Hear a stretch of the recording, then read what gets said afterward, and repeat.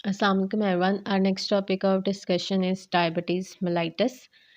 सबसे पहले हम देख लेते हैं the most common symptoms of diabetes mellitus. There are 3 Ps: polydipsia, polyuria and पोलीफेजिया।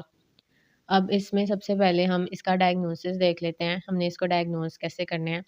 सबसे पहले इसका जो एक टेस्ट है दैट इज़ HbA1c।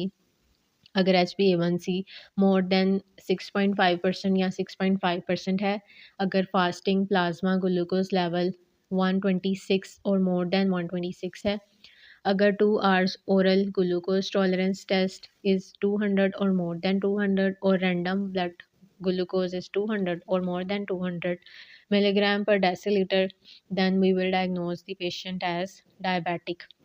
अब इसमें जो HbA1c है वो हमें बताता है average blood glucose control over prior 3 months, यानी हमें पिछले 3 माह का ये कंट्रोल बता देता है influenced by the RBC turnover. इसके अलावा जो फास्टिंग हम करवाते हैं वो एटलीस्ट 8 आवर्स की होनी चाहिए, और इसके अलावा जो 2 hours oral glucose tolerance test हम इस तरह से करते हैं कि हम पेशेंट को 75 ग्राम ग्लूकोज़ देते हैं और उसके 2 घंटे बाद हम उसकी ग्लूकोज़ चेक करते हैं। अगर वो 200 से ज़्यादा है, it means patient is diabetic. उसके अलावा या अगर हम रैंडमली ब्लड ग्लूकोज़ चेक कर रहे हैं और वो 200 से ज़्यादा आ गई है और साथ पेशेंट को हाइपरग्लाइसेमिक सिम्पटम्स भी हैं, then patient is labelled as diabetic. इसके अलावा अगर पेशेंट को डायबिटिक सिम्पटम्स नहीं हैं, लेकिन उसकी जो ब्लड ग्लूकोज़ लेवल है वो मोर देन 200 आ रही है एट मोर देन 2 टाइम्स, यानी more than 2 times without signs and symptoms, तब भी हम उसको डायबिटिक लेबल कर सकते हैं।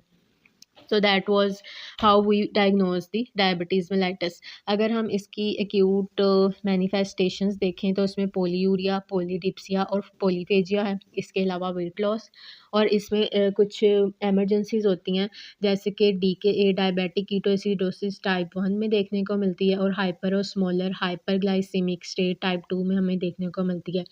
ये इसके कॉमन सिम्टम्स हैं। इसके अलावा रेयरली हमें जो है due to unopposed secretion of growth hormone और एपिनेफ्रीन जो है वो भी हमें मिल सकती है, क्योंकि जो ग्रोथ हार्मोन है और एपिनेफ्रीन है ये भी स्टिमुलेट करते हैं ग्लूकोनियोजेनेसिस को, यानी ग्लूकोज के लेवल को ये भी इंक्रीज़ करवाते हैं। इसके अलावा हम अगर कोई कोर्टिकोइड थेरेपी ले रहा है तो उसमें भी ग्लूकोज का लेवल ज़्यादा हो सकता है, यानी ये भी स्टिमुलेट करता है ग्लूकोनियोजेनेसिस का। इसको हम बोलते हैं steroid diabetes. Next are the chronic complications. इसमें सबसे पहले है नॉन एंजाइमेटिक ग्लाइकेशन। इसमें स्मॉल वेसल डिजीज़ भी हो सकती है और लार्ज वेसल डिजीज़ भी। स्मॉल वेसल डिजीज़ में होती है हाइलीन आर्टीरियोस्क्लेरोसिस और लार्ज वेसल में atherosclerosis. Arteriosclerosis small vessel disease में रेटिनोपैथी, न्यूरोपैथी और नेफ्रोपैथी, और लार्ज वेसल डिजीज़ में chronic artery disease, cerebrovascular disease, peripheral vascular disease, और इसमें MI is the most common cause of death. अब इसमें क्या होता है कि जो रेटिनोपैथी, इसमें डिफ्यूज़ बेसमेंट मेम्ब्रेन की थिकनिंग हो जाती है, या फिर haemorrhages, exudate, micro aneurysm, vessel proliferation, glaucoma बन सकता है। नेफ्रोपैथी में नोड्यूलर ग्लोमेरुलर हो सकती है, प्रोग्रेसिव प्रोटीनूरिया, इनिशियली माइक्रो एल्ब्यूमिनूरिया होता है। और जो आर्टीरियोस्क्लेरोसिस है इसकी वजह से क्या होता है कि जो हाइपरटेंशन होती है, और हाइपरटेंशन की वजह से आगे CKD हो सकती है। तो इसमें एक इम्पॉर्टेंट पॉइंट ये होता है कि इसमें एस इनहिबिटर्स और ARBs जो हैं वो रीनो प्रोटेक्टिव होते हैं, जो कि MCQs भी आता है। यानी अगर किसी पेशेंट को डायबिटीज़ भी है और हाइपरटेंशन भी है तो इसमें ड्रग ऑफ चॉइस क्या होगी, एस इनहिबिटर्स होंगे या फिर ARBs होंगे, because they are renoprotective. इसके अलावा लार्ज वेसल डिजीज़ में गैंग्रीन भी हो सकता है, लिम्ब लॉस हो सकता है, and MI is the most common cause of death. उसके बाद अगर हम देखें ऑस्मोटिक डैमेज, इसमें सॉर्बिटॉल एक्यूमुलेट हो जाता है ऑर्गन्स में due to increase level of aldose reductase and decrease level of sorbitol dehydrogenase.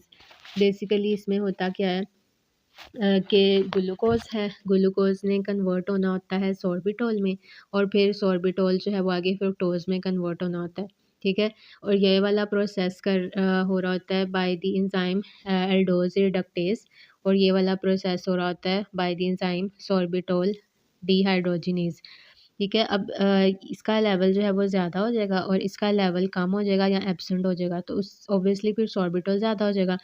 अब सॉर्बिटॉल जो है वो एक्यूमुलेट हो जाएगा सेल में। अब सॉर्बिटॉल जो है वो बाहर नहीं निकल सकता, सेल मेम्ब्रेन को क्रॉस नहीं कर सकता, जबकि ग्लूकोज़ जो है वो कर सकता है। स्पेशली जो है आई है, इसके अलावा जो है नर्व्स और इसके अलावा किडनी।